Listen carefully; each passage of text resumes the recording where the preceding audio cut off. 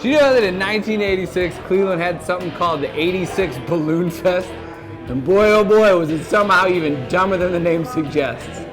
It all started in 1985, when Disneyland in Anaheim, California, set the record for the most balloons released at one time to celebrate their 30th anniversary, which clearly left the people of Cleveland livid.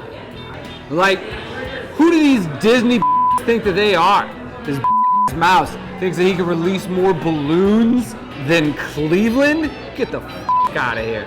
Everybody, everywhere, all anybody could talk about is that we need to bring this balloon record back to Cleveland where it belongs.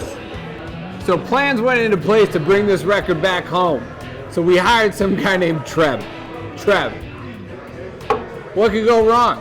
He's from a company called Balloon Art by Trev. He's obviously made balloons his life. This is our guy.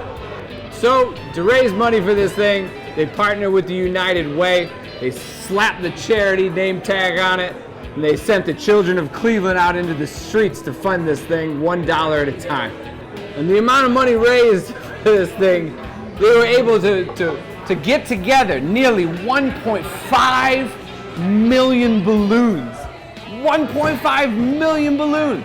Imagine if every single person at the Cavs championship parade, 1.3 million people, each released one balloon all at the same time. You would still be 200,000 balloons short. And you'd probably also be thinking to yourself, this is really dumb. We shouldn't be doing this. It's probably going to mess up the environment. It's a dumb thing to do. You'd probably be thinking to yourself, where are all these balloons going to go? Are they going to pop and fall back to the earth? Are they going to f with the environment, like with ducks and prized Arabian horses and shit? Well, these questions were not asked in 1986. And if they were met with emphatic boos and party pooper taunting. Who cares? Eye on the prize. BalloonFest 86, everybody. So, on September 27, 1986, a structure about the length and width of a football field, but 30 feet high, 3 stories high, housed 1.5 million balloons, all filled with helium in public square, ready to go. It was game day. We were ready to bring back the first title to Cleveland since 1964. But Mother Nature had other plans that day. You see, a storm was rolling in. A nasty storm was rolling down right down the Cuyahoga River. And the officials of the event said, go big or go home. Release them now. We're not waiting any longer. At first, it was beautiful. This glorious image of balloons ascending around the terminal tower. The pictures are phenomenal. But the rain forced the balloons to fall back to the earth. This not only caused traffic accidents as people had to drive through an asteroid field of balloons, it also suspended operations at Burke Lakefront Airport. And the balloons popped everywhere, all over the shores, the entire coastline of Ohio, as well as the coastline of Canada, making this an international incident. And sure as just as everybody predicted, a prized Arabian horse did get hurt. I guess it got spooked and like broke its leg from a balloon. I feel like if a horse is getting spooked by a balloon and breaking his leg that way, it probably didn't have much of a career ahead of it anyways. If balloons are messing up your career, you got a horse. But most of all, the biggest effect of BalloonFest is people died.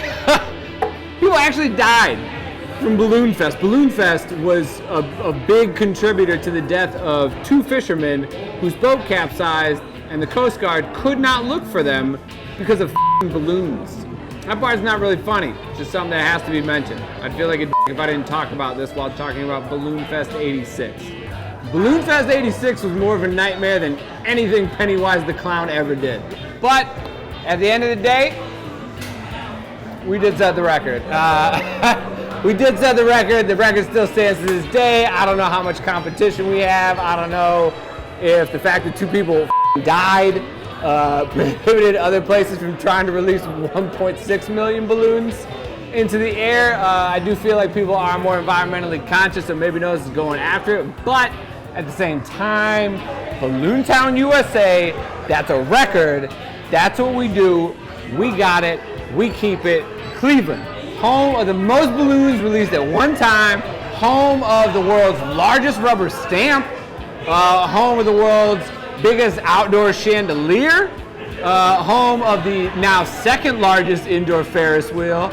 We have the world's largest collection of world's largest shit nobody cares about.